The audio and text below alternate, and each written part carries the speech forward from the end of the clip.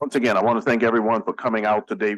We don't necessarily have to have a quorum, and I always am aware that there are people who are watching online, and they deserve to have the meeting start as quickly as possible, and our council is very busy. Mr. Dolio certainly does have an activity that he told us about, so I'm going to ask Mr. Dolio to come forward, keeping in mind, of course, that there are folks who are watching at home and at their offices, and I appreciate the fact that you come in to update us on the airport, to update the public.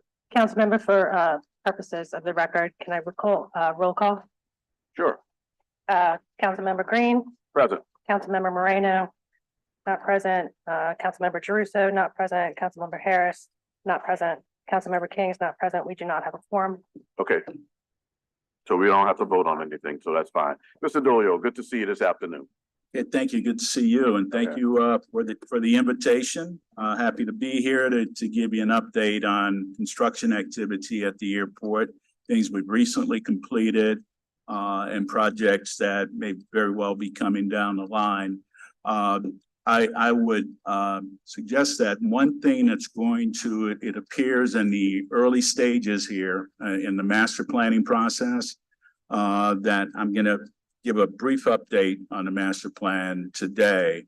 But as the master plan moves through its process, there's more you can talk about going along. And then, of course, when it's complete, a good thorough briefing on all of the action that's coming out of it. So it might not be a bad idea if periodically I come in and just update as there's something substantial to report on the status of the master plan and potential projects being driven by it. Okay. We'll be very open to it. We meet for the most part quarterly, but we can have special meetings. But the reason that we do that is because, of course, we have the aviation board, we have the RTA board, and they're independent with their own charter to make decisions. The transportation committee has certain responsibilities by ordinance, for example, certain contracts of the aviation board, but you let us know and we can have a meeting, even off that quarterly schedule. Okay. All right, thank you. Could you introduce who's with you for the public? Okay, I have to my right here, Jamie McCluskey is the Deputy Director for Planning, Development, and Construction at the airport. And then, of course, Erin Burns to my left is the Director of Communications and Governmental Affairs for the airport. Right. And she'll be running the PowerPoint. Okay. Okay. So, so the first slide, and what I'll do, I'll touch some recently completed projects and then projects ongoing, and then speak a little bit to the master plan. As we were completing the North Terminal program and gearing to move in, our priority was with all of our tenants and stakeholders in completing a facility for their use. Taking care of our needs after everyone was already in. For instance, I'm still housed in the old terminal facility along with all of the administration staff, and we're in a build out right now in the North Terminal for us. So recently we completed the aviation boardroom. We were meeting in the old Parabola area until that was complete. We completed it in February of this year and have been meeting in it since.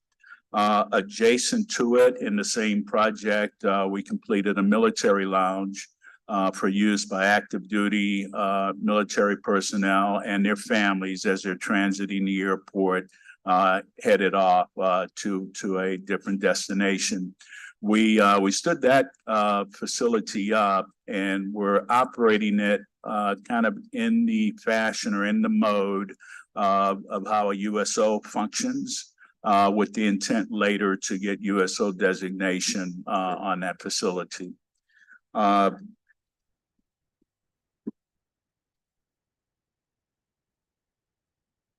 the presentation is not. Not moving forward? Yeah.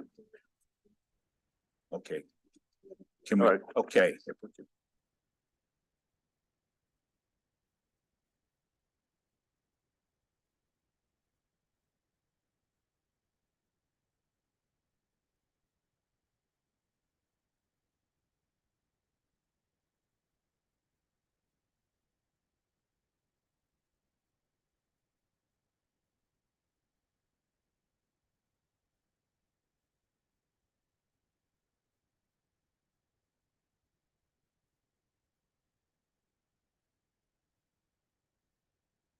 You have an extra slide? Yeah, just take that.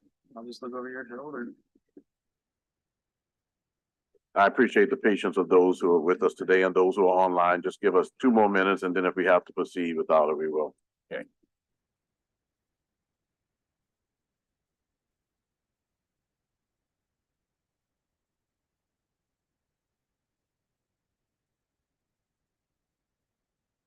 Thank you.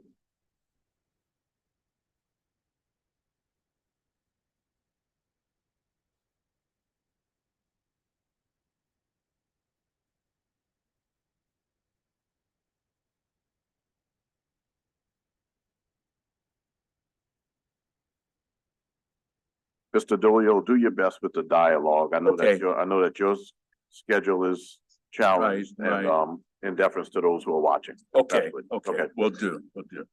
And so that was the boardroom and adjacent military lounge. We're also in the process, as I mentioned, our administrative offices are still all in the old facility. We've started moving some of our functions over. We recently completed a project on the lower level outside of the claim area for offices for our ground transportation personnel and our customer service personnel and janitorial in that area. We also just recently and had a ribbon cutting yesterday on a very critical airfield project for the airport, the Taxiway G extension project, which was a very critical safety and efficiency project for the airport. As we move to the north side of the terminal and our commercial airline operations shifted to that side of the airfield, this project became very critical to extend that particular taxiway to the end of the east-west runway. So it will reduce runway crossings, back taxiing on the runway, and more efficiency as aircraft are taxiing off the apron on the north side out to the west end of the runway for takeoff. So it was a very critical project. The FAA really saw it as a project that was high on their priority list. And in fact, the FAA was well represented yesterday for the ribbon cutting. Current construction, we are currently 75% through a project for the baggage handling system. It's a modification of the system to bring in more resiliency into the system and redundancy. As things get busy and back up, there'll be better capability to process additional or more or fast tracks of baggage through the system without backups and jams. The administrative offices I mentioned, we're about 25% through that project. Will be located in an area just above the security checkpoint. The boardroom on one side and our administrative offices on the other side. If anyone travels through the airport right now and looks up as they're going through the checkpoint, sees a lot of plastic, that's our administrative office space that's being built out. We expect by towards the end of next year to be able to move into that space. The master plan. Airport master plans are planning products that produce a 20-year look ahead for airports. We're in the midst of one now. We're about 50% through it. And master plans essentially come in, inventory your current facilities, forecast passenger and aircraft activity off into the future over that 20-year horizon, and works to determine your facility needs or capacity needs over that horizon. So it touches all aspects of your operation, the terminal, concourses, airfield needs, baggage handling systems, a whole ball of wax. And then you have a 20-year plan or a 20-year look ahead that you can, in a proactive fashion, but very organized and ahead of the curve, plan development out into the future to meet your capacity needs out over that horizon. Now they're 20-year look aheads, but they're typically updated in a 5 to 7 year window to stay current with your needs in that 20-year window. So this is this particular table or graph shows the process and where we are right now. We're in the alternative analysis portion of the project. The next slide, I'll touch generally some areas that it appears to be showing a need for capacity improvements in that 20-year window. And then those are areas I was speaking to that in subsequent briefings, we can give more and more as that's developing more and more, those that look ahead. Okay. Next slide. Again, the master plan is looking at the areas of any potential additional gate needs in that 20-year horizon. If your ticketing area will be adequate through that horizon to process the increased traffic, the checkpoint, baggage claim, roadway modifications that will be needed with additional traffic over that horizon, and any additional parking facility needs over that horizon as well. So you're always ahead of the curve in developing those facilities as well. Could you explain the graph that's next to it that's not on the screen? So, and if it's not, if you're not aware of it, it's probably there's what's called planning activity levels right. In a master planning process. So what a PAL is, instead of saying you need X development by X date, what it's geared to is you need X development by X planning activity level. So when you hit a certain level of employments and aircraft traffic, you need X capacity. So what that graph shows, and that'll be finalized, and then we'll be able to show it once it's final. And but what that graph shows is at a certain year, this activity level drives a need for X amount of gates or X need and ticket counter capacity and so forth. So that's what a PAL is, and that's essentially what that table is showing, the PAL levels. Okay. Good. Next slide speaks to some projects that are in our current capital improvement program, and some we anticipate will come out of the master plan, and we're putting place marks in the capital improvement program for those. Okay. Landside, the north-south connector road, I'll speak to a little bit more on the next slide. The terminal, the baggage handling system, with increased traffic over that 20-year horizon, it will need to be expanded to be able to accept the additional loads.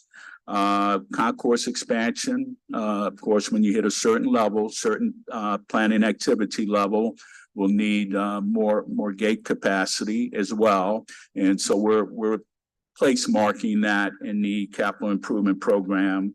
Airside, there's a current need. We just extended a taxiway.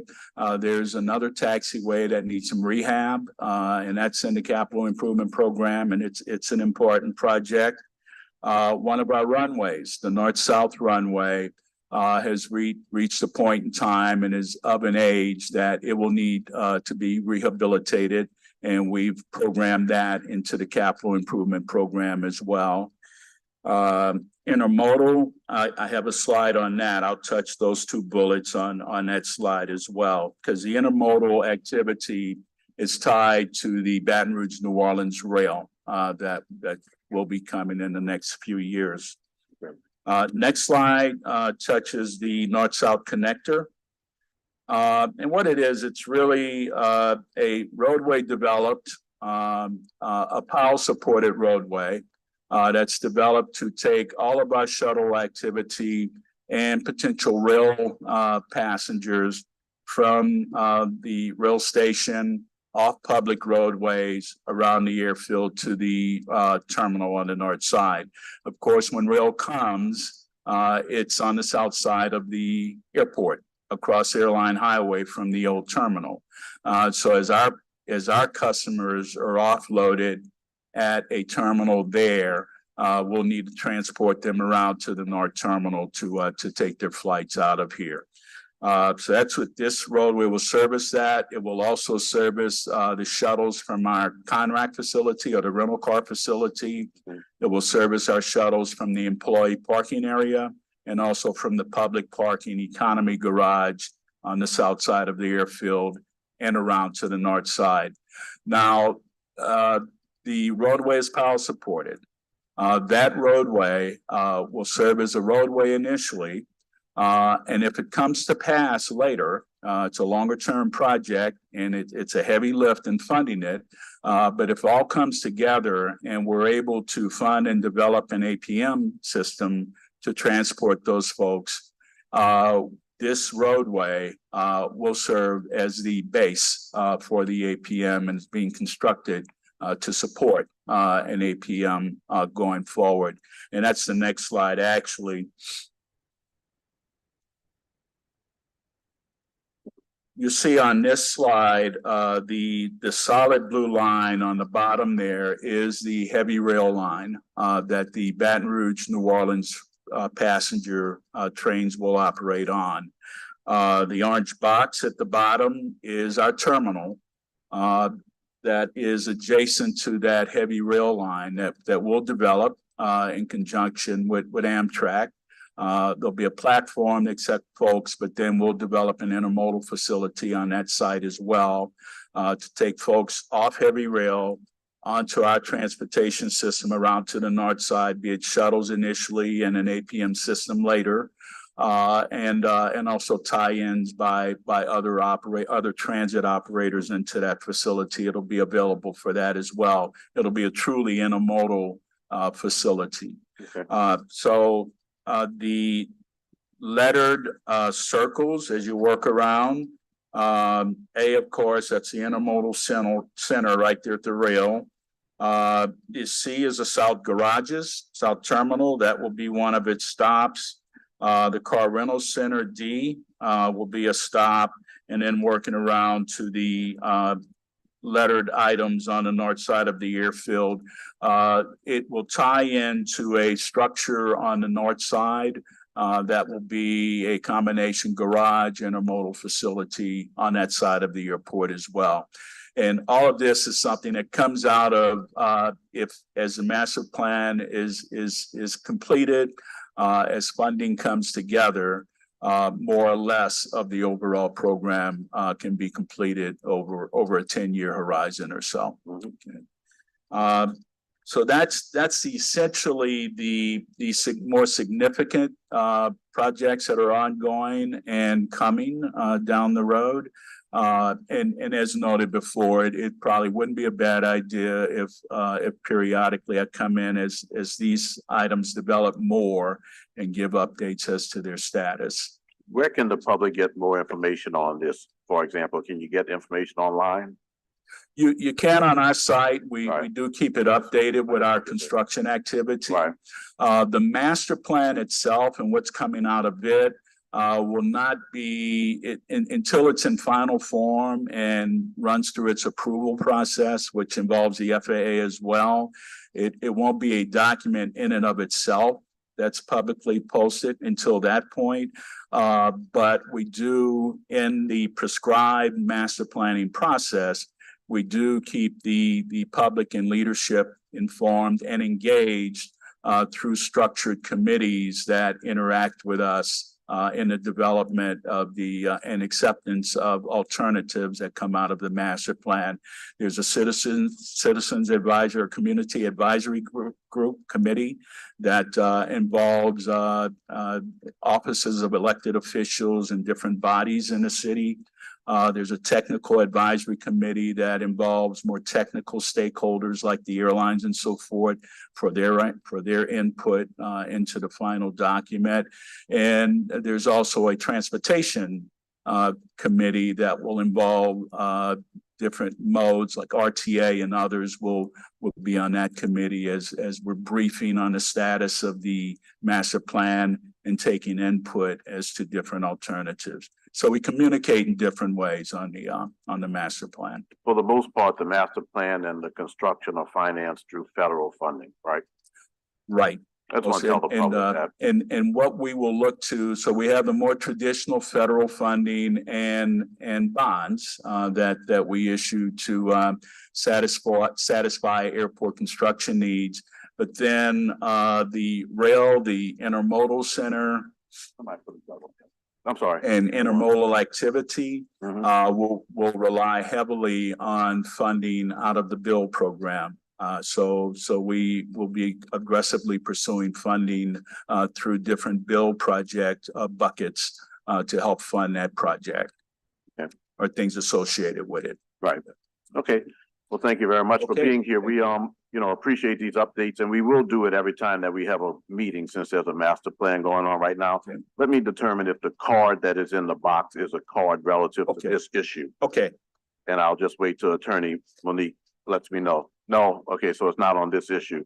Well, I appreciate the presentation, appreciate what's going on at the airport. I mentioned the federal money spent so that the public knows that we're getting the benefits of federal spending as we expand services. We're looking forward to a Baton Rouge to New Orleans rail line that will stop there at the airport.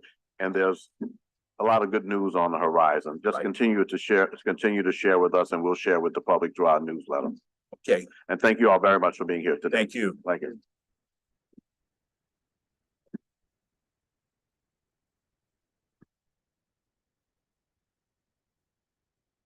At this time, our next presenter is Lona Edwards Hankins, the RTA Chief Executive Officer. And I want to remind everyone who's here that the public is, with us now online. Everything is fine. Our equipment is fine now.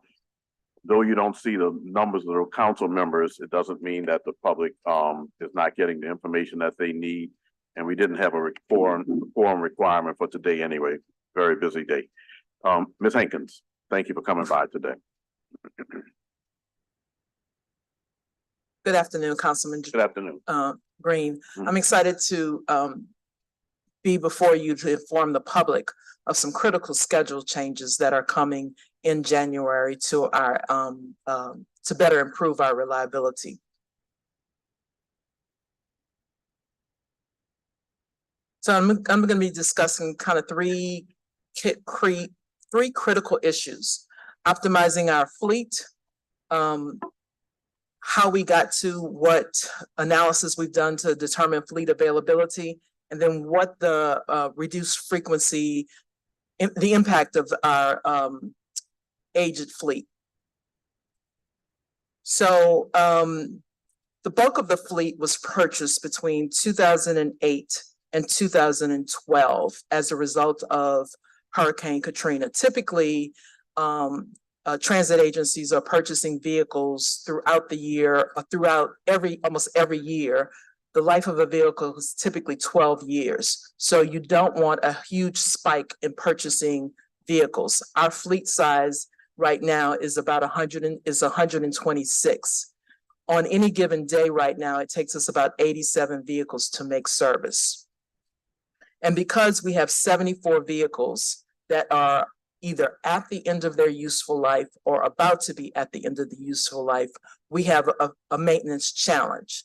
And the useful life as determined by the FTA is 12 years for a vehicle. So one of the things we're going to be doing is sleeping several of our vehicles, particularly the aged vehicles, so that we can reduce our mechanic to vehicle ratio. We're also short 8 diesel mechanics. And we've done some innovative things. There's a program out there called Traveling Mechanics that we brought in to help offset the fact that we can't find diesel mechanics. So my shout out to the community. If you are a diesel mechanic and looking for the job, the RTA is hiring. We also have 21 vehicles that have been purchased. A PO has been issued, and our goal is to have, we have a line in fabrication line spot held by the fabricator, and that those 21 vehicles should start production in March. And then that will then, those vehicles will be delivered in the summer of 2024. We have another 8 vehicles that we've received authorization from our board. We're working through the final, those are being funded by leftover Katrina Rita CDBG dollars, and we're finalizing the necessary paperwork to issue those POs. We anticipate those 8 vehicles arriving in 2025. So I've explained the challenges with our fleet and what we're doing to solve the fleet problem. But where we are today is that we took a strong look at how many vehicles we need for pullout and how many vehicles that we have available on any given day based on our maintenance ability to repair vehicles. Repair, preventative maintenance, all of those things are required as it relates to being reliable. And so on any given day, we think we can make about 73 vehicles. The schedule, we reduced service in June, hoping that the summertime we could, with less children on the bus, we thought we could catch up on our maintenance issues. That didn't pan out. The heat impacted these buses, just like they do old cars. The buses are no different. And so we were not able to keep up. So one of the things that how this presents itself to the general public is we're telling them the bus is going to be there at 3 and the bus is not there at 3 because we're having to pull buses off of certain lines and maneuver them because we can't make service. So we are now going to plan for in January to have a stable fleet of about 73 vehicles. That will not impact the nighttime delivery. And we think we can then be more consistent with our timing and more reliable with our vehicle delivery.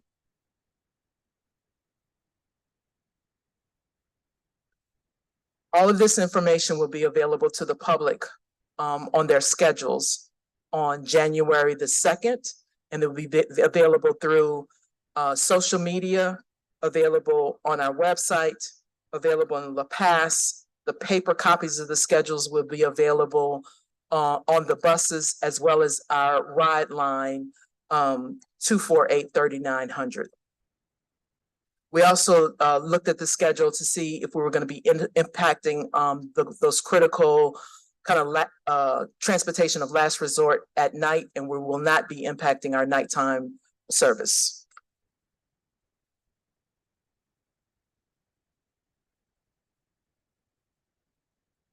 So as I mentioned, we'll have a total of 73 vehicles available every day.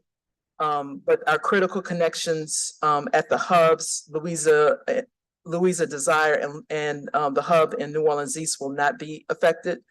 And then we're going to be making an adjustment on the General Meyer local, and that ties into our ferry service. We're going to start providing General Meyer will start to come across the river during the day, not just at night. So the services that we're going to be restoring is we're working with DPW, and now that we understand the construction that is occurring in Holly Grove, we're going to be able to restore the Leonidas and make some modifications to both the 31, the 32, and the 52, so that improves access and reduces the walking. Now, I think many of the people in that neighborhood are having to walk to either airline or to Claiborne. So now they'll be able to get access directly at Leonidas. And so it will save some walking time for them. And then as it relates to the streetcars, we anticipate restoring service to the Rampart line after Mardi Gras, as well as the full riverfront service going now from, right now it stops at Canal Street. We're gonna be able to restore that service back to Poydras and the Hilton Hotel after Mardi Gras. And then we are also paying close attention to the St. Charles streetcar line because we recognize that there's an overcrowding situation. Matter of fact, we've already started adding cars on the weekend to make sure that we're not overcrowding that particular line. As it relates to the ferries, because we are anticipating a $3 million shortfall, as a reminder to the general public, the ferries are no longer funded by, do not have a dedicated source of revenue. There was a dedicated source of revenue at one point in time for the ferries that is no longer available to us once the tolls were removed. And so we were very proactive in working with the state and our delegation, and I'm grateful for our delegation. We asked them for originally 19. We reduced some cost on our end and asked them for 13. And we were able to secure 10. And we're working with other key stakeholders to try to secure this last $3 million that is needed. If we don't secure that, we will then have to reduce services at some point in time in 2024 on the ferry. So I just wanted to make everyone aware of that.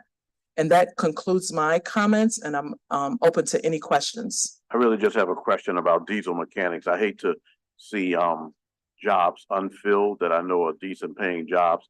How do we compare to other airports in that, other regional transit authorities in that respect? You know, we just renegotiated our contract with IBEW, and that was one of the things that we looked at. We pay a really great, when you look at the entire package, benefits included, we pay a really great package as it relates to other transit agencies in the region and across the southeast or southeast. How would things be different if you had those 8 jobs filled? If we had the 8 jobs filled, we think we can, I won't say we will be able to make all of our issues go away, because we also have the fact that these are just old vehicles. Some of them, the parts aren't even manufactured. However, we can do a better job of doing our predictive and preventative maintenance, as well as start to train them up for the future and the electrical vehicles that we will be procuring here in the next 2 years.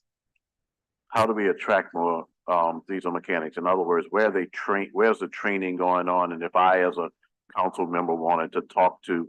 So we are working hard to university. create a partnership with Delgado. Okay. And reaching out to the high schools, the New Orleans career and technical programs. So we are working with all of those support systems that support young people in finding jobs and skill trainings. And so we're trying to create and recreate and hold apprentice program with the state of Louisiana as well. How long is the training to become a qualified diesel mechanic? Approximately. Because people are watching, and I want to talk to their young people. I don't know how long the program is with Delgado. I don't have, you caught me flat-footed. I apologize. That's fine. No, it's not something that I asked you to come prepared, but I'll find out, or maybe you could We can find share it out with me. and share it, I want to yes. share it. There are 8 high schools in my district. There are Yeah. 6 schools of higher education. There's a pool that we've been able to fill some city jobs, recently this year, hundreds of jobs, but you hate to see it. What I know is a good paying job unfilled that could help to enhance public transit in our city. So Yep. I'll talk to you about that too. Sure, absolutely. Okay. Madam Vice Chair, do you have any questions? Okay, well, I have one card from Ms. Taya Surya, Sharani Taya Surya, and you can correct me as you come forward.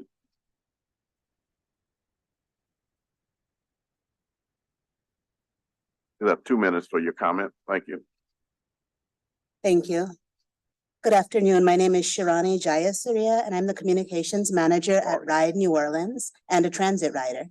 I'm here today to comment on RTA's proposed January cuts. Full transparency, we made a similar comment during RTA's board meeting this week and have a meeting scheduled with agency leadership to continue this discussion next week. We're all for changes that promote accurate service and scheduling, and also because we want to ensure riders have the information they need to plan for these changes, we have some questions and recommendations about RTA's outreach and communications plan. We are looking to the RTA to provide details on specific plans for on-the-ground engagement over the next 7 to 8 weeks before the cuts go into place. Will RTA be mobilizing existing staff to do on-the-ground outreach at major bus hubs and routes and everything that will be affected by these changes? Or will they hire temporary staff to expand outreach capacity? What we've learned from riders in outreach is that the more information they receive about changes, the more manageable the transition is for them. We recognize, as has been mentioned, how important community engagement is. We need more opportunities for public input regarding where and how service will be cut in January.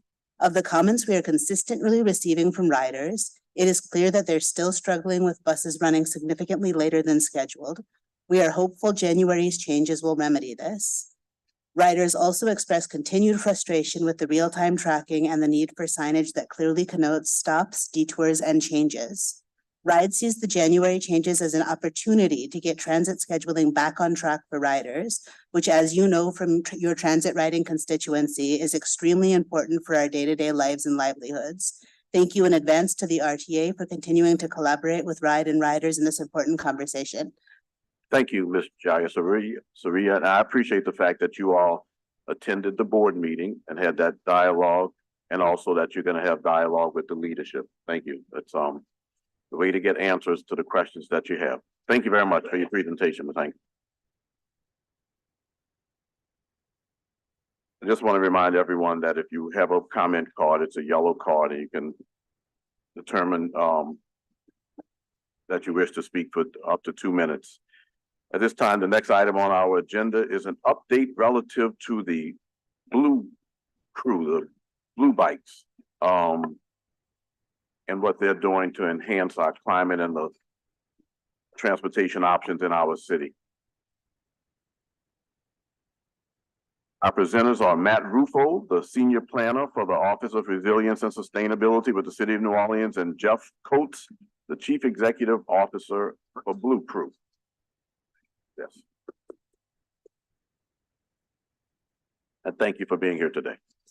Thank you. Good afternoon, council members. Council member, thank you for making the time for us this week. We know it's a busy one on your schedules, and so we appreciate the opportunity to update you on progress made in delivering a high quality and equitable bike share system for New Orleanians.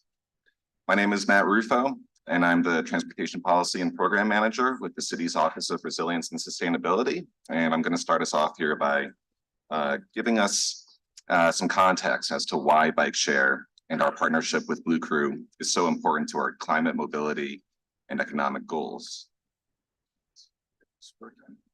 All right. As you know, our office's responsibility is to implement the city's climate action plan, which was updated last year. The plan's goals are to cut our citywide emissions in half by 2035 and to achieve net zero emissions by 2050.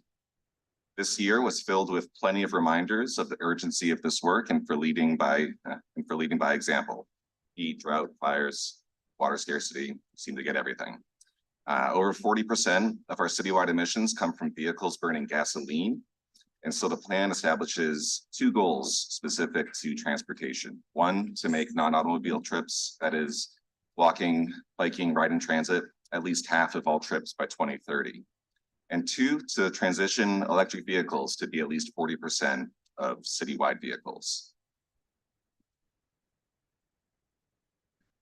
Now, to achieve these goals, we're working on a number of initiatives, all with the intent of making the low carbon choice the easy choice to get around town.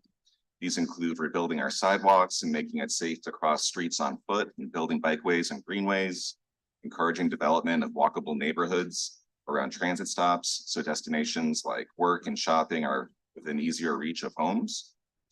investing in electric vehicle charging infrastructure and transitioning our city fleet to EVs, making transit reliable, comfortable, and convenient, and finally, strengthening and expanding our bike share system. Specifically, we're seeking to more than double the fleet of bikes within the next 2 years.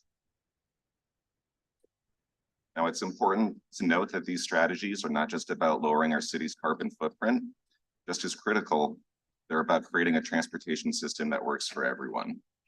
Not everyone owns a car. Nearly 1 out of every 5 households in the city doesn't have their own vehicle. And public transit can't compete with private cars. 1 out of 4 transit commutes to work are an hour or longer compared to just 3 of every 100 car commutes. And roadway collisions are increasing for people walking and bicycling, and injuries and fatalities have gone up in recent years. Supporting bike share is an effective way to create better transportation options for everyone. And so with that, I will hand it off to Jeff Coates, CEO of Blue Crew, to provide an update on operations. Thank you. My name is Jeff Coates. I'm the founder and CEO of the nonprofit Blue Crew, which manages and operates Blue Bikes here in New Orleans. So I think the first question is, often why nonprofit is running bike share here in New Orleans. So many people may remember that starting in 2017, the bike share was run initially by Social Bicycles and then by Jump. And when Jump was acquired by Uber, was then run by Uber. In 2020, at the beginning of the pandemic, Uber decided to exit the market, sold all of the assets to a company called Lime. And then Lime decided not to run bike share in New Orleans and removed all the bikes from the city. So in 2020 and 2021, New Orleans, the community lost this equitable, affordable, and active transportation choice for the community right at a time when we needed it. I was able to work with the city of New Orleans, with Blue Cross Blue Shield, and with Greater New Orleans Foundation to put together a way to bring bike share back to New Orleans via this nonprofit model. So starting in 2021 up until now, that's why we've been running this with Blue Crew as a community-run nonprofit. Thanks to our sponsors. We've been working with Blue Cross Blue Shield, New Orleans and Company, Greater New Orleans Foundation among them, Entergy, Healthy Blue, Gulf Coast Bank, as well as our community partners helping us with our equity outreach. Bike share, as many people know, is different from bike rental. Bike rental might happen for more of a casual user, people coming to visit for the weekend. Bike share is generally point-to-point transportation, workforce transportation, people getting to work, people accessing healthy food from food deserts, and then people trying to improve their health. There are many different ways that people can access the bikes. Pay as you go is no commitment, takes $1 to unlock a bike, 15 cents per minute to ride. Most trips in New Orleans are about 10 to 20 minutes.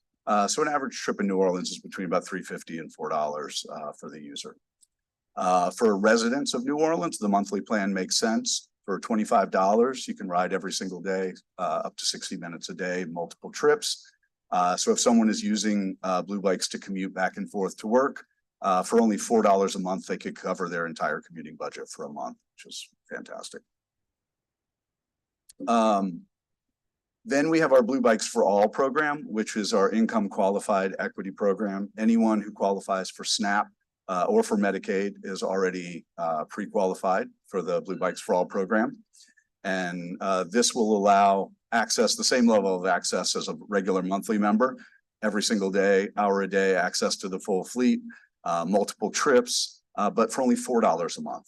So again, if it's a Blue Bikes for All member who is using this to commute back and forth to work, then that's only $4 per month.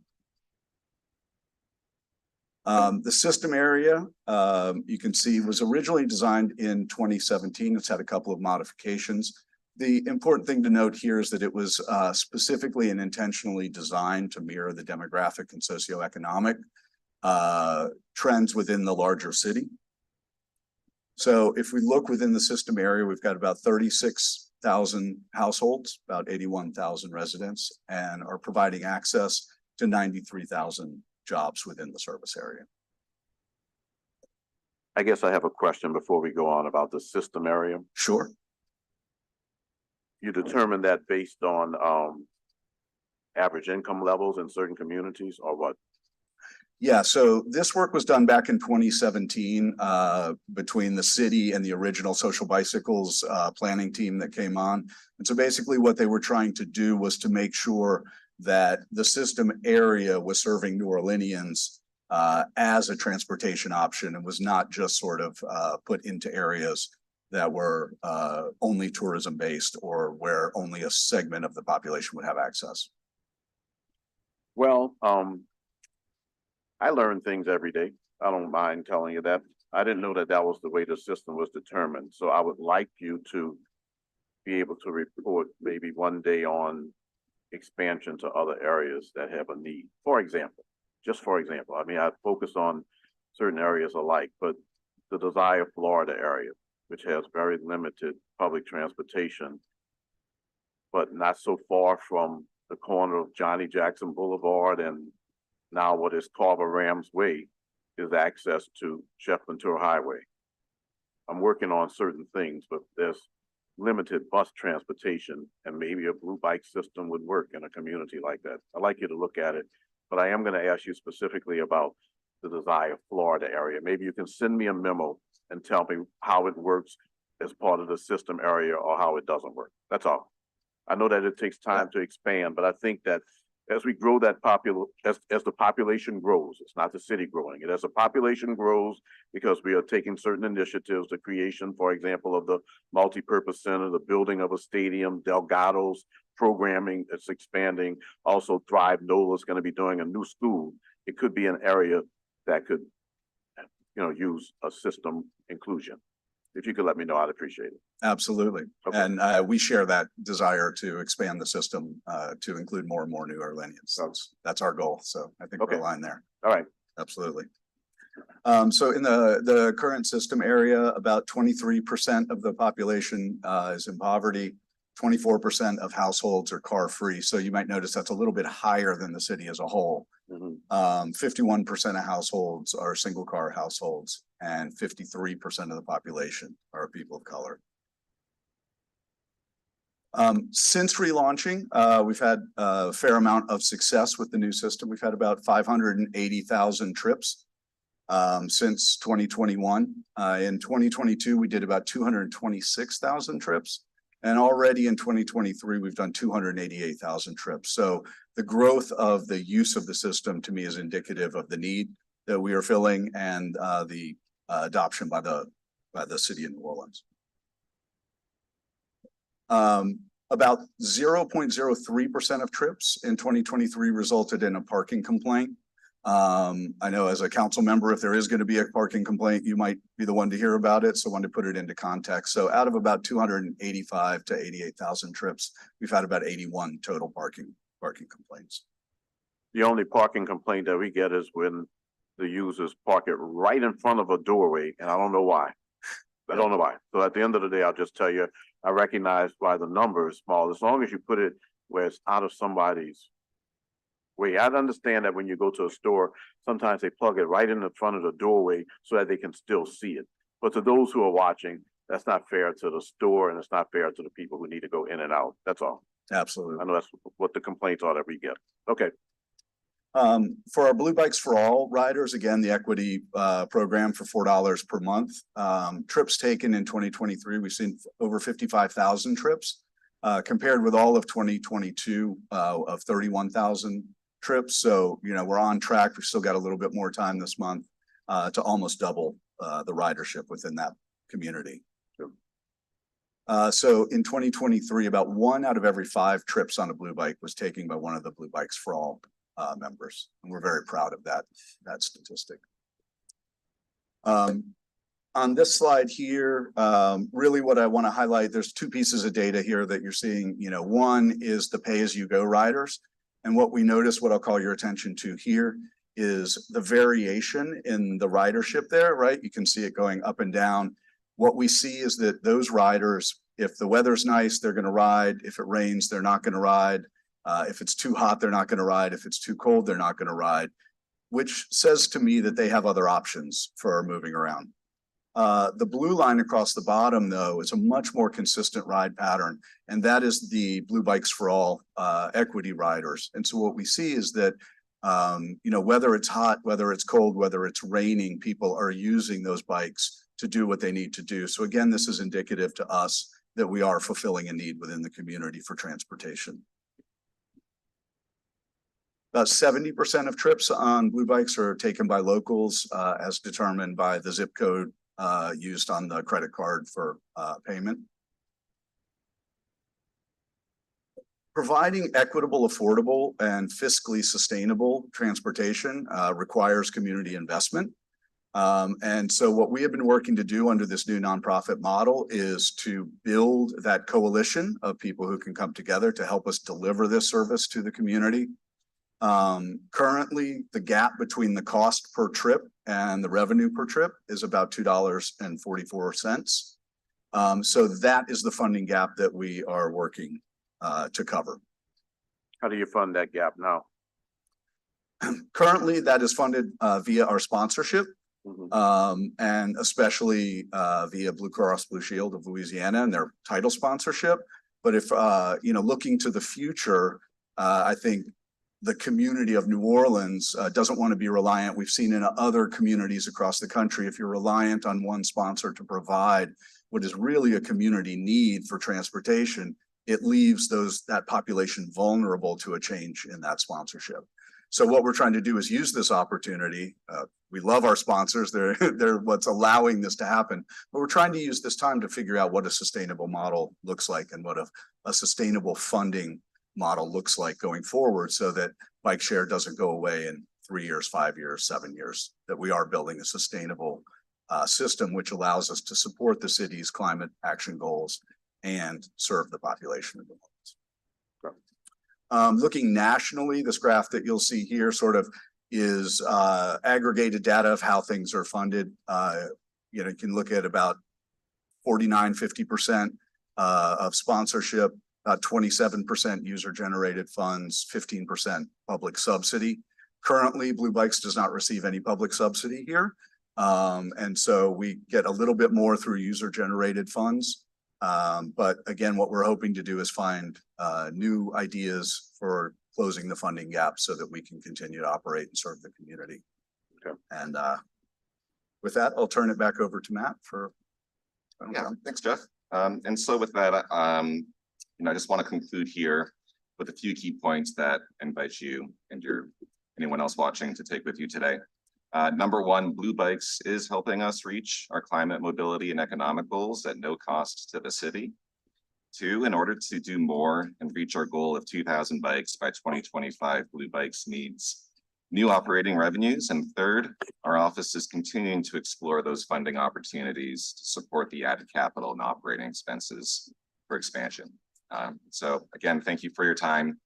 We hope this was informative for you and folks watching, and welcome any questions or comments. It was informative. I appreciate the update, and I know that the members of the public who are watching and who are here today appreciate the update. A lot of times, often we just drive by certain resources in the city, such as the Blue Bikes, and don't really think how you can access them and what some of the benefits are. So that's why we appreciate the fact that you were willing to come today to answer any questions that we may have had or to present. And we do encourage the members of the public to visit the website to find out more information. Can you talk about the website? Just give us the address for the ones who are watching. Sure, yeah. BlueBikesNOLA.com gives you the information on renting the bikes, and BlueCrew.org gives you information on the nonprofit. All right. Whenever you see the word free, you want to bring something up. What's up with the free ride? Tell the public. So when we were relaunching, that was our campaign to let people know that we were now locally run, because a lot of people knew that Uber was running the operation previously. And so we wanted to let people know in a fun way that we are now locally run by a community nonprofit. Okay, good. We have Fisher Schaefer, who has turned in a card, who has 2 minutes to comment. Fisher Schaefer, good to see you here, and thank you for turning in a card. Thank you for having me.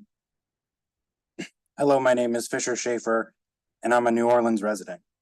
Matt Rufo talked about reducing carbon emissions by 2035 and increasing non-automobile trips.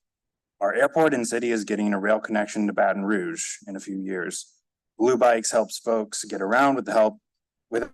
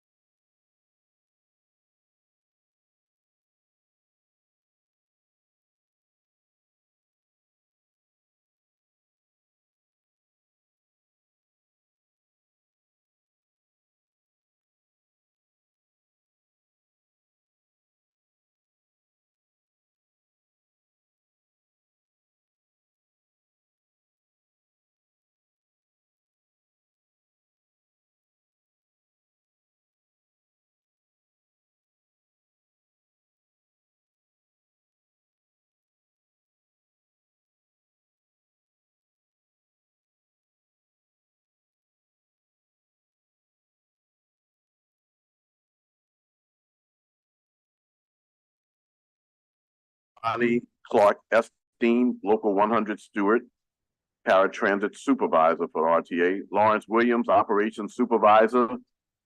Keisha Holmes, Safety Analyst. Tyrus Simmons, Maintenance and Repair Supervisors. Come forward, and I remind everyone here that though the council members aren't here, they're able to view this recording, and also the members of the public who are watching can also view this recording after the fact. So those names that I presented, if you'll come forward and have a seat. David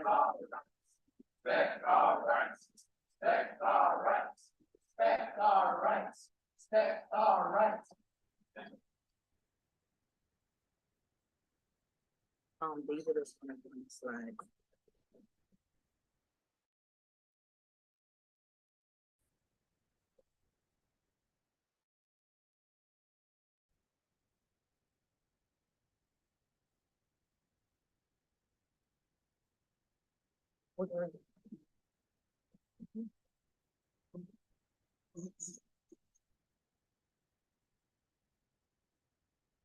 Okay.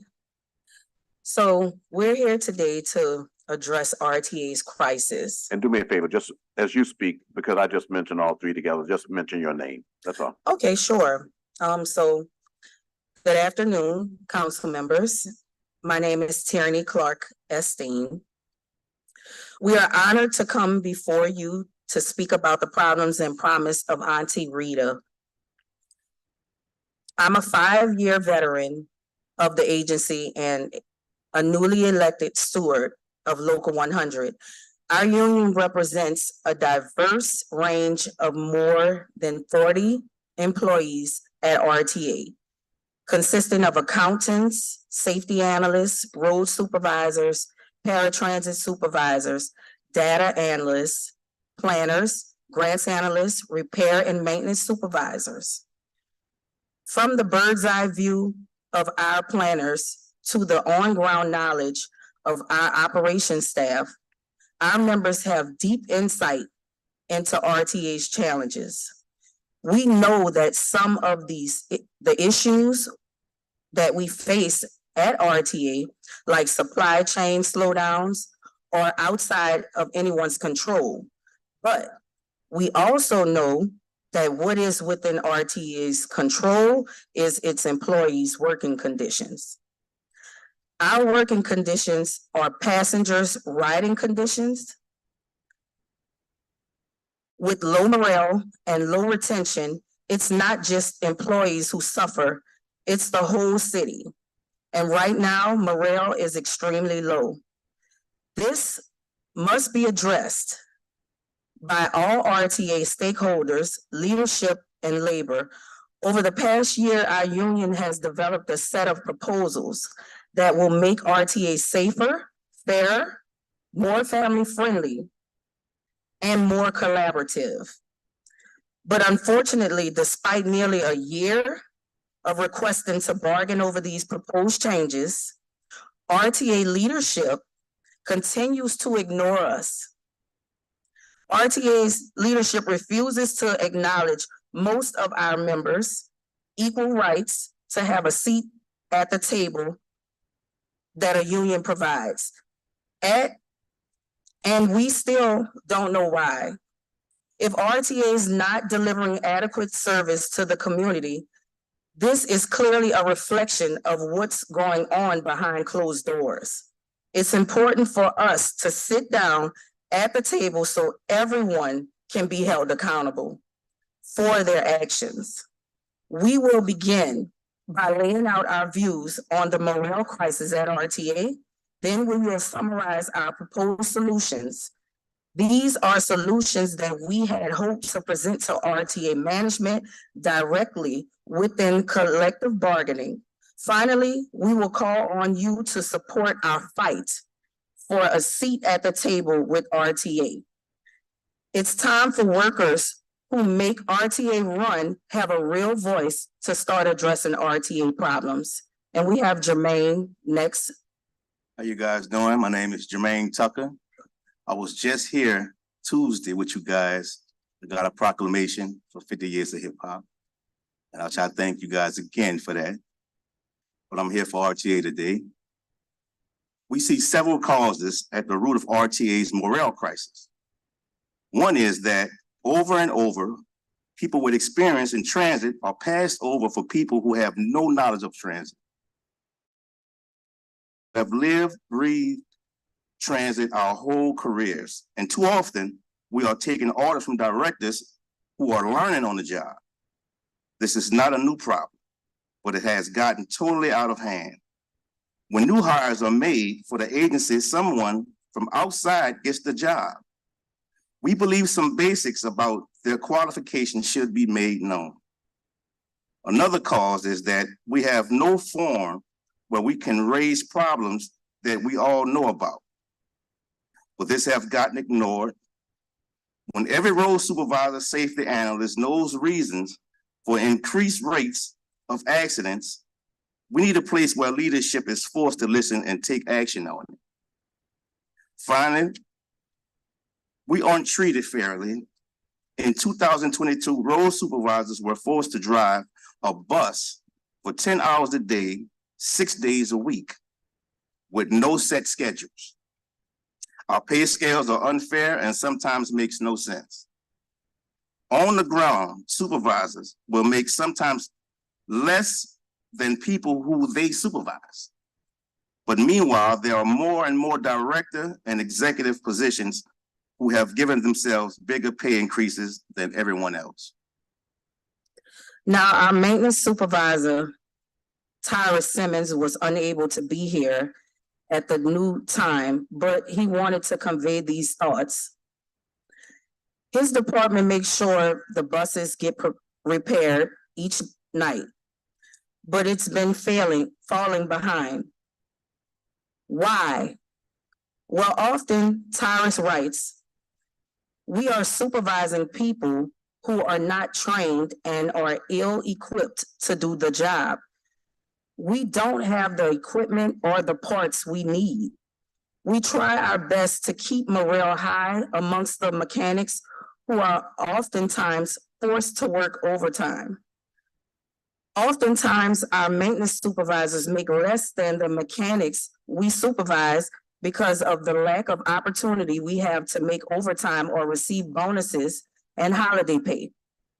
So even when one member of my team worked more than 30 days straight to try and fill in the gaps, he got nothing extra for it. In fact, all we get from our higher ups is bullying and threats. So as Tyrus continues, it should come as no surprise that over the last year, 4 maintenance supervisors of a team of 9 have left the job, putting even more work on our existing team members. Yes, there's a shortage of mechanics, but we don't just have a hiring problem in my department. We also have a retention problem. Now let's talk a bit about fairness. Right now, RTA pay scales just don't make sense. We have accountants who've worked more than a decade, who make less than someone performing the same job title, who was just hired 2 years ago. On call 24 hours a day, a week at a time. Executives and directors have given themselves much bigger raises than the rest of us. RTA only provided 2 years worth of salary data to us. They won't disclose the rest, but we know between 2021 and 2022, most executives, such as the chief safety officer, pay went up 22.5%. The DBE program administrators went up 21.6%. The director of accounting's salary increased by 44.5%, but road supervisors, maintenance supervisors, accountants, data and safety analysts, planners, we all got 7.1%. We've been hearing rumors about an external performed compensation analysis for years, but we still haven't seen it. What we saw was a template with huge pay raises prepared by a director of HR who's since been let go, but nothing since then. More importantly, we have no ability to push leadership to address the problem staring us in the face. This hurts us the most when it comes to safety. When you look on the back of our ID badges, safety isn't #1 priority, it's #2.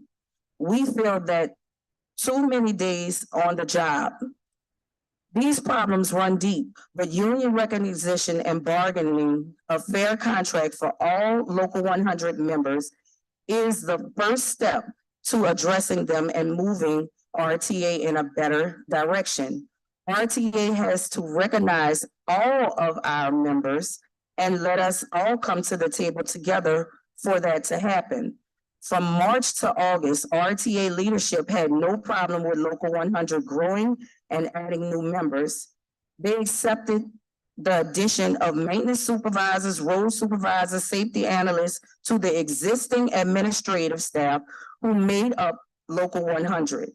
But when we asserted our rights to bargain over changes to working conditions, which is every union's right, leadership withdrew our recognition of the new members, which is, they said we weren't eligible to have a union, despite what Louisiana law clearly states.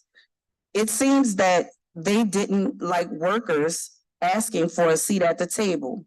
We started getting letters from RTA councils giving different reasons for why we couldn't unionize.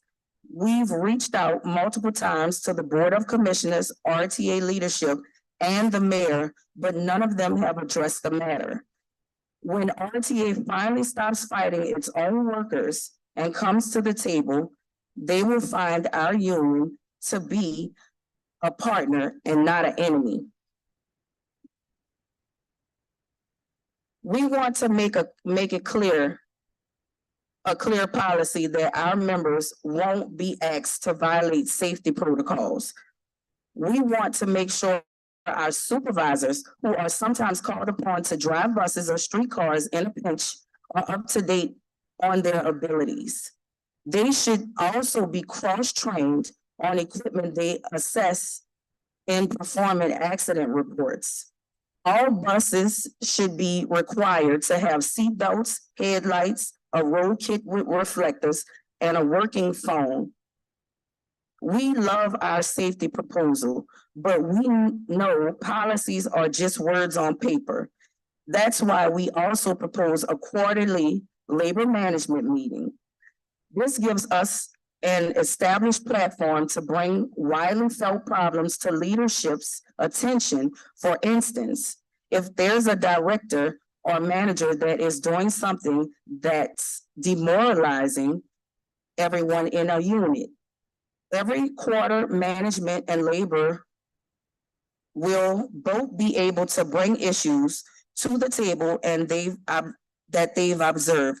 So we can collaborate on finding solutions together rather than just getting orders from that others aren't grounded in aren't grounded in reality. This regular forum for communication between management and labor is essential. We are the eyes and ears on the ground, but sometimes the eyes and ears need a voice. Jermaine? We need to do more to retain people, starting with supporting families. RTA needs to be paid family leave policies. New parents should be welcome to our agency, not pushed away. And for mothers, we need private lactation space. Harassment of new mothers can't be acceptable anymore. We want to have a union voice to be a part of the discussion on our benefit plan. A union is what gives you a voice on a job. Without it, you have no rights. We've been reminded before that we're at will, which means we could be fired at any time for any reason, good or bad. That's not right for a public servant. There should always be a good reason. Plus, a real union voice for us means real benefit to the community. Think about how things went down with the New Links route change. Riders now have longer wait times, longer rides, and less routes. There's more and more pressure on fewer and fewer buses, creating our current situation where one bus breakdown causes far more problems than it should. Incidents of drivers and passenger conflicts have risen. We believe that our members had the ability to bargain over these changes imposed by New Links. It would have not been implemented. We knew from the beginning that these changes would be bad for us and bad for riders. But because all the discussions and decisions were made by people of offices who didn't have to listen to frontline employees, the predictable consequences caught up to them by surprise. Service got worse in the community, and employee morale deepened to an all-time low. To conclude, RTA is facing major problems.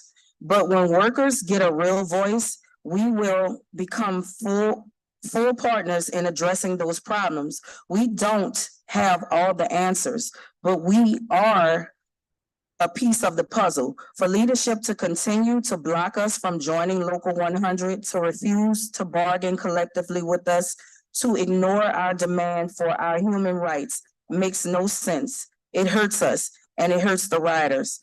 Today, we call on members of the Transportation Committee to do everything in their power to push the Board of Commissioners to recognize all the members and bargain with us together.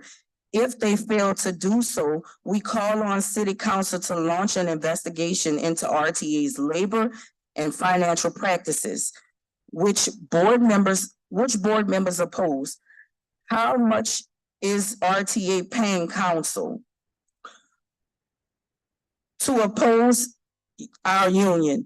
Why do they oppose our union? These are questions we cannot answer, but in your role, you can. We understand the city of New Orleans is only one entity that contributes to the RTA, but we call on City Council to have its legal team look into all the available options for intervening in service as service continues to decline. RTA is currently in violation of RS 23-890, a Louisiana state law passed in 1964 to give transit workers collective bargaining rights. The more it continues to do so, the more workers' collective bargaining rights. The more it continues to do so, the more it risks jeopardizing federal funding. Look at Florida. Ron DeSantis passed laws to hurt transit unions there. And now the state is locked in an expensive legal battle with the Federal Department of Labor and Transportation. We do not want it to go there. Here is New Orleans, here in New Orleans.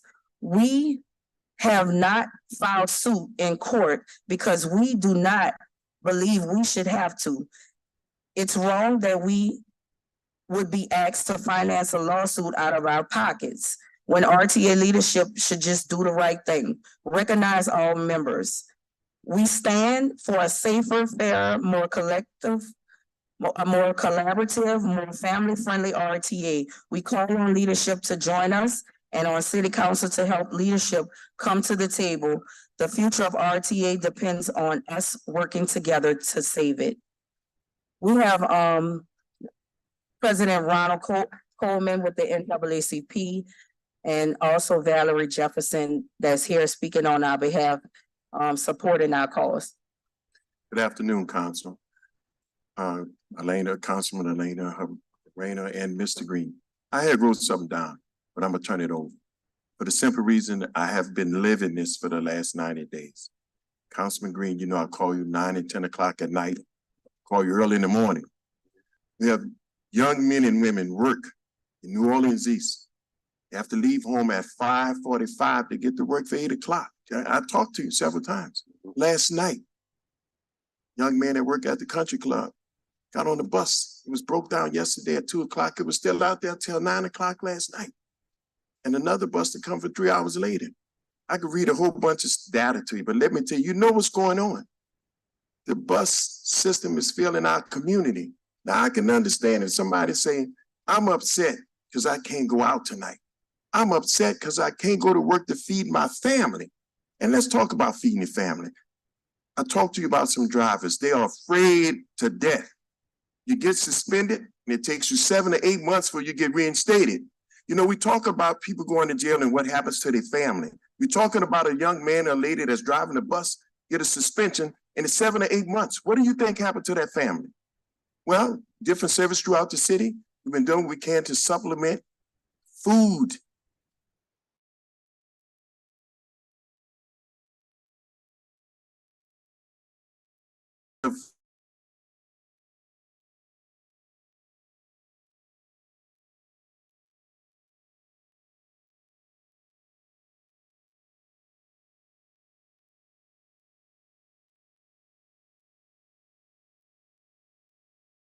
I could read some data. I could even recite the whole union contract page by page, but I'm not going to do that. I'm going to tell you what happens at Carrollton and Claiborne. I'm going to tell you what happens at Desire. I'll tell you what happened at Broad and Canal. And I've been going for the last 90 days. I'm talking to drivers. It is a shame, totally a shame. And as the head of a civil rights organization in this city, that should not happen. As I sit here today, and it's just no way in the world you can explain what's going on to the workers at RTA. One of the mechanics, a friend of mine, you know why he left? A guy couldn't tell you the difference between a Phillips screwdriver and a flathead as his supervisor. He even left his tools. We're talking about human beings, you know, and it's terrible. A young man got suspended 5 months before he got reinstated. But you know what happened within that 5 months, right? The family went down, they had to move in with his mother. And it's like it's not a normal life. So many things are going on that's horrible. It's become regular. And nowhere in the world this should be regular. And I have my other piece. I have to do the notes for this. 67 and 68, those two routes, get rid of them. They made that change. You got 40 and 50 people standing up on a bus from coming out of the east, out of that Little Woods route. I went out there one morning. When you get to Louise, there's a big hole in the street. The bus hit the hole, and guess what? You got the bus capacity is what, 55, something to that nature? You got 60-something people on the bus. And the buses are crowded, overcrowded. There's a scheduling issue, but my biggest concern is the fact of the disciplinary actions that's going on. And we all knew it shouldn't happen that way. There's a time limit within the contract that they're violating, but then also just on a human standpoint. You know, I get suspended on a Saturday because I didn't call in. It's a holiday weekend, I'm suspended. I may not get a chance to do anything for 5 to 6 months. Some people have went up to 2 years, still waiting to get their just due. 14th Amendment, due process is not happening at RTA. Not definitely in a timely manner when it comes to the people that keep the buses going, the people that get people to work. 30,000 people use the buses in the city of New Orleans, and they're not satisfied. Another, 18 or 1900 drive the buses. They're not satisfied. And we need an overhaul and accountability. I watched the other day, the bus coming up Reed, it was wobbling. You know why it was wobbling? Because it needed balance on the wheels. That's preventive maintenance safety. It didn't happen. It's not happening. You see the bus driver look like he's dealing with a Parkinson's disease, trying to drive a maneuver bus that's overcrowded on a smooth street, shaking. You go out to Reed by the library. Just go and talk to the folks. I go out there all the time and ask them, how's it going to the bus? Guys, I'd bring my radio, try to eat something because I'm going to be here a while. He's just trying to get in the city to go look for a job. It's just, we just can't take this. This should not happen long. This should be immediate. There's accountability from the top to the bottom. We need to look at this. It's very, and you know, Councilman Green, you get my calls. I call you. I'm not ashamed to say, yeah, I call you your personal cell phone and say, look, I'm out here. This is what's going on. 9 o'clock on a Sunday night, New Orleans East. Been waiting on the bus for 3 hours and they're at the end of the line. You know, how do we explain that? We're talking about the people of this city. And I just hope that you guys make some drastic change immediately because it's unconstitutional. It's also very inhumane for a man or woman that's trying to support their family suspended for 6 or 7 months. I thank you for listening to me. Ms. Jefferson. Yes, good afternoon, Chair Green and our Vice President of the City Council.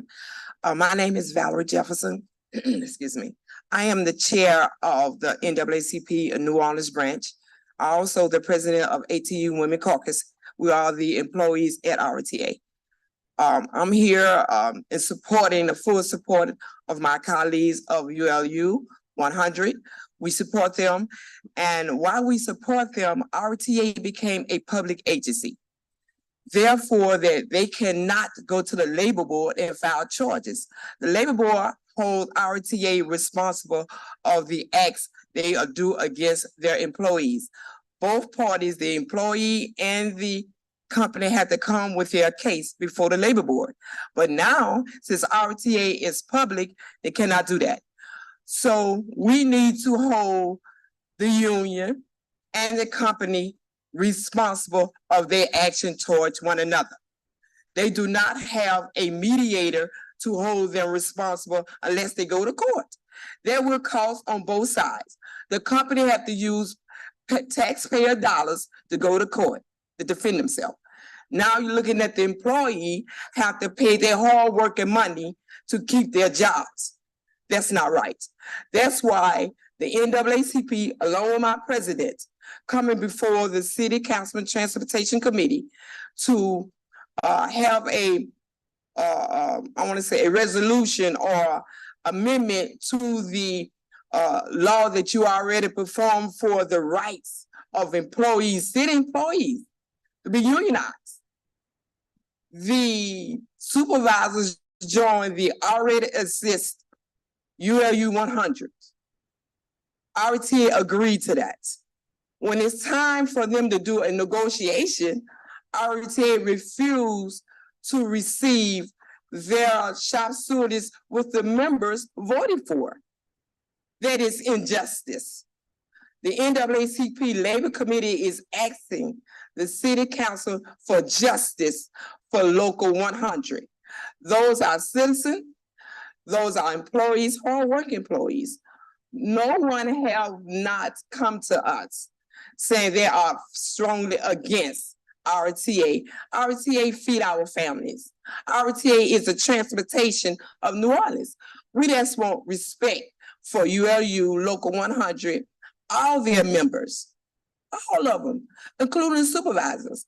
ATU that I know of, ATU Local 1560 right now have members, have the same authority as the supervisors.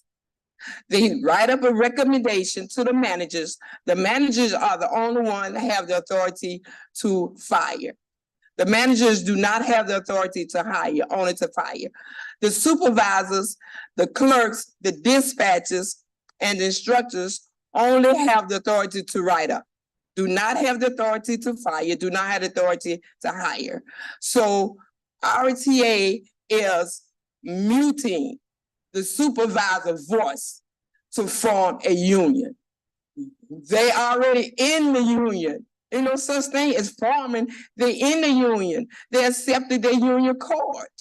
So we are asking the City Transportation Committee to support them as being a legal union member of Local 100. We thank you again for listening. Thank you. And thank you very much for being here today. Meetings like this are helpful, but then they kind of raise some questions. So, and I'd be glad to talk offline, but I didn't have this information in advance. Tell me a little bit more about, and maybe Councilmember Moreno, if you, as a former legislator, if you want to add to this. But it seemed that you mentioned something that was pretty straightforward, and I want to know what might be missed. You said that RS 23890 requires collective bargaining rights for RTA or some. That Yes, sounds kind so of specific. So I just wanted to determine that that is the case, because from here, based on the notes that I took, I'll certainly have to do some research, but I mean, I think that's an important thing that was mentioned, so I would want to know about that. yeah, so basically, originally we found out about this law after filing 4 unfair labor practice charges through the NLRA against RTA. And the labor board came back and responded and stated that we don't fall under the NLRA, we fall under the state, and gave us this law. Just for the record, just because when you mention acronyms and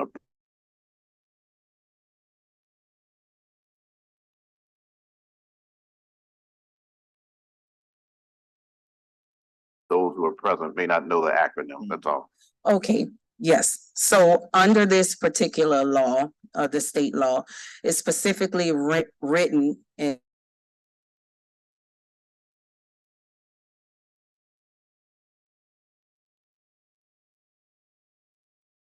and so it doesn't, it's very, very vague. It basically says that any suit where the majority wants to self-organize has the right to do so. It doesn't specify supervisors or anything. And so I think the problem is the definition of supervisors. We don't have the right to hire or fire. We simply just oversee that the operator is assisting them and coaching them, making sure service is on time, getting them to their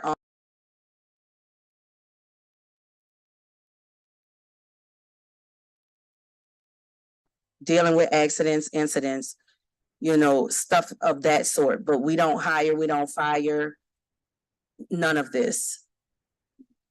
Collective bargaining versus union rights. You're asking, for example, just because it was mentioned, the council to get involved with asking the RTA for collective to allow Yes, collective bargaining rights, which of course, as a member of the council, I recognize that we always have to go back and look at what our authority and power is, but I just want to get clear some of the requests and also to let the public know what you're asking. That's all. Yes. All right. So we are asking for you to use whatever that is in your power to get RTA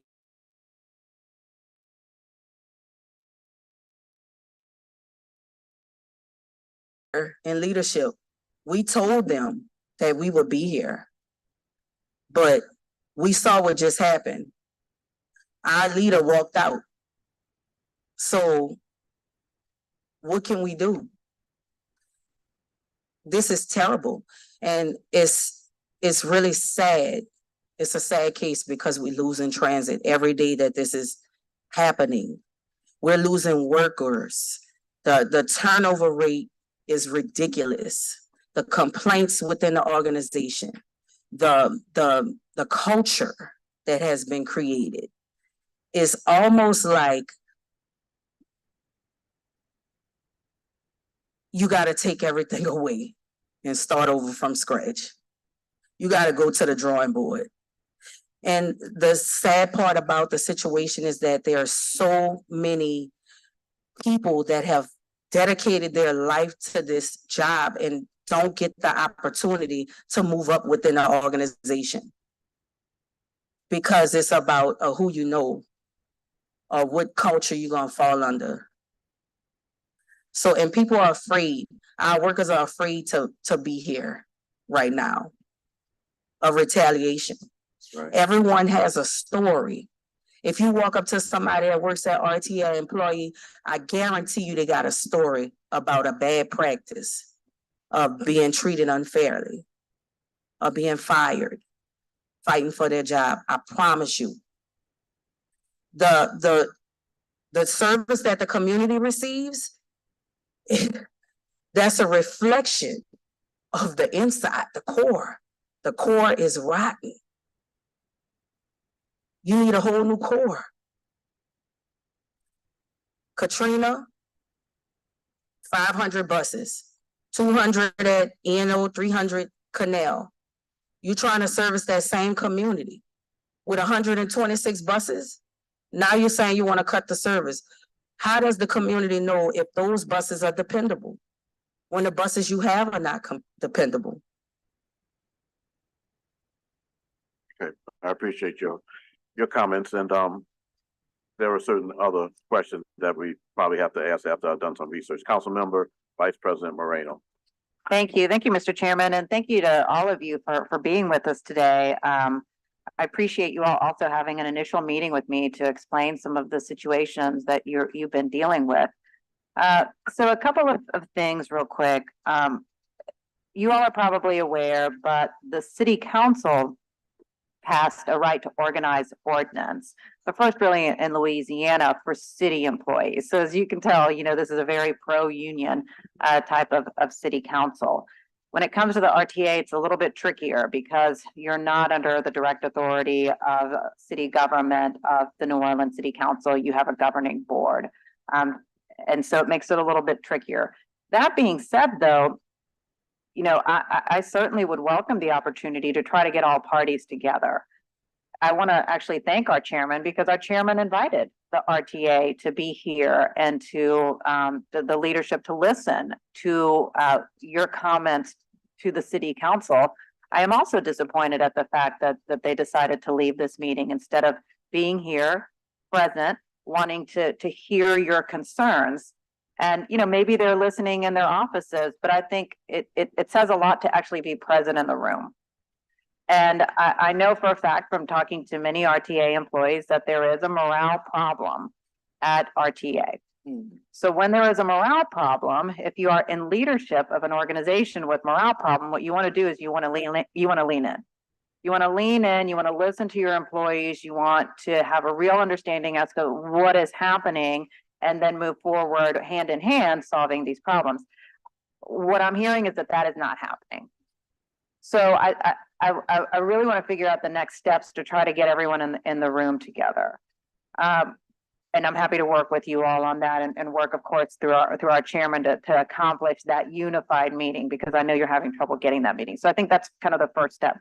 The second step, though, is I want to get more clarity as to what's being recognized and what's not, because I know you've been talking about that you want all members recognized. So how many people are we talking about? Like, explain that to me a little bit more. And why are some recognized and some not? David. Sure. My name is David Thompson. I'm an organizer for Local 100. The initially administrative staff won a union election about 20 years ago just to represent the administrative staff specifically. That was through SEIU, which is a union that has kind of left Louisiana entirely. So over the course of that and over COVID, organized labor in general declined. The union Local 100 at RTA got very small.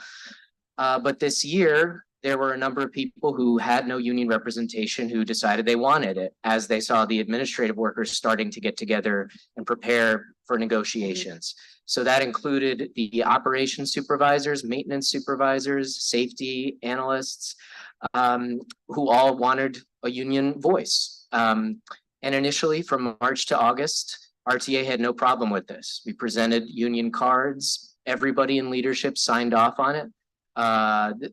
Lona Hankins said in front of the Board of Commissioners, she looked forward to negotiating with even Tierney and Stacy, who are both operations supervisors.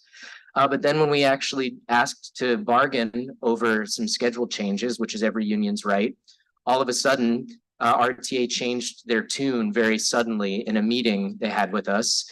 They said that they went on Google and pulled up some information about the National Labor Relations Act, which said it excluded supervisors. We had already been through that with them, explained that why we thought we were qualified. Then a few days later, they changed their rationale for why they oppose the addition of these new members. They said, actually, our new reason is that the NLRA doesn't apply.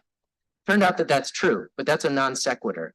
Just because the NLRA doesn't apply, that actually makes it easier for us. And in fact, the Louisiana law regarding transit workers actually requires transit agencies to bargain with workers. We're the only set of workers who enjoy that right under Louisiana law.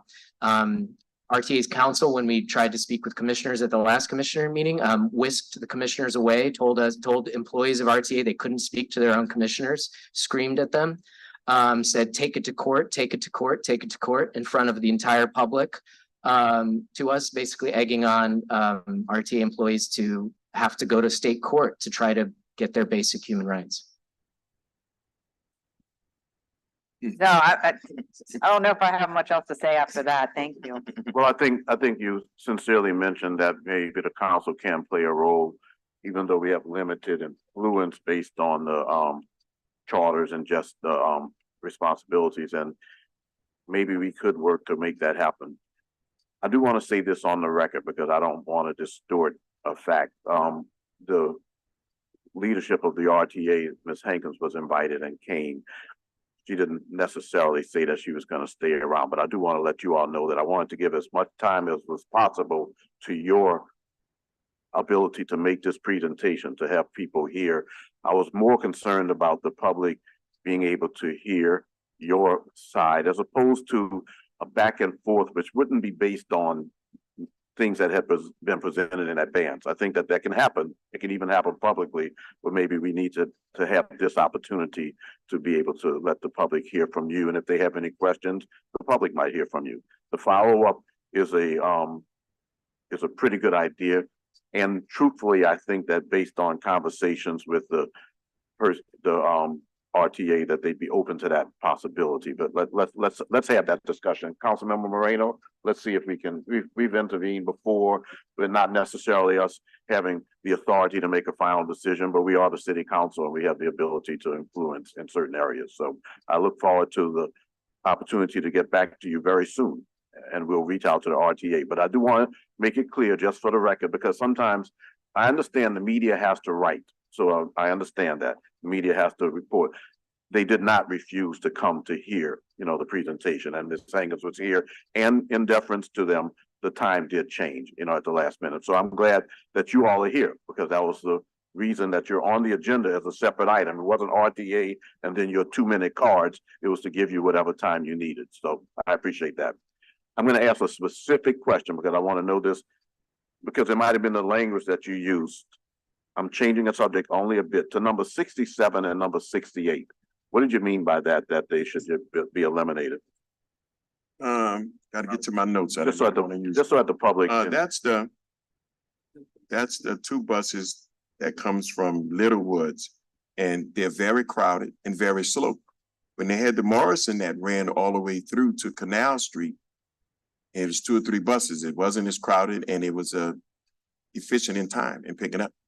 And when they did that reroute, that's where most of the complaints come from, when they changed put those 2 lines on number 68 and number 67.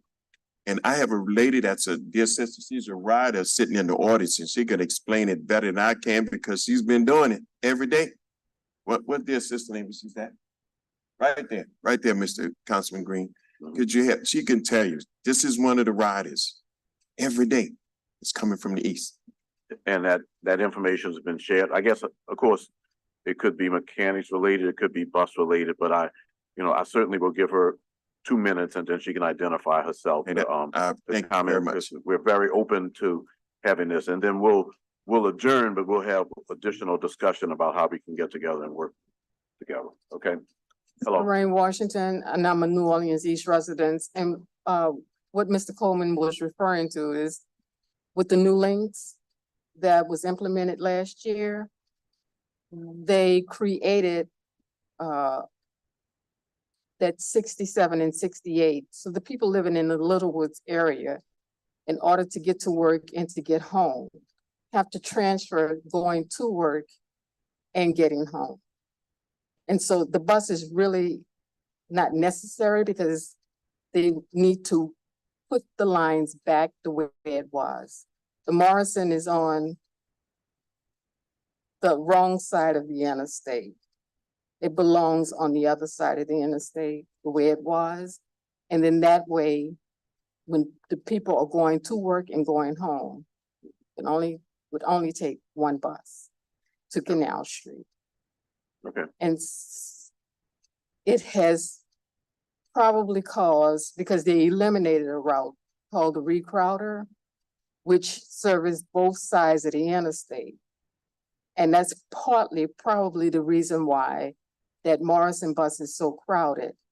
And that hole at Chef and Desire, Yeah. because I did put That's a it. 311 complaint in.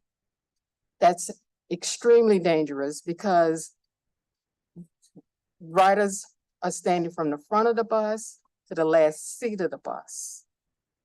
And when the bus turns, the driver is easing and you can feel him tapping the brakes to turn the corner because that bus, the weight of the bus could possibly turn that bus over. But if we had the routes back the way it was, we wouldn't have that type of overcrowding. Okay, thank you. And the reason that I had you come up was because, of course, our intention on the Transportation Committee and with the council is to make the transportation options that are available to our citizens be as seamless as possible. So I appreciate those comments. So Madam Vice Chair, I think that what we'll do is I'm sorry, wait, 2 comment cards. It's important. 2 minutes each for Fisher Schaefer and then Samuel Buckley. We have 2 comment cards. Thank you, and thank you for always keeping the public in mind during these dialogues, Councilmember Green. I am Fisher Schaefer. I'm still a community member. About this time last year, I was baffled why I was having to take my girlfriend to work several times a week when the Ferret Street bus didn't show up. So thank you for answering that curiosity. I fully support these RTA workers' plea for help. Collective bargaining brings astounding benefits to the workforce and the community it serves. So simply thank you for your work and for standing up for yourself. I look forward to supporting your fight. Thank you. Thank you, Thank Mr. you. Schaefer. Samuel Buckley.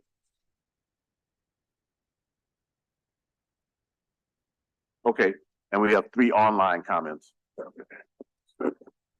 First comment is from Emily Stott. Says, as co-chair of New Orleans City Workers Organizing Committee, I want to thank City Council for the support of city workers and our unionizing efforts. I urge you to extend the same support to the worker leaders at RTA and investigate and condemn any union busting tactics employed by our transit authority.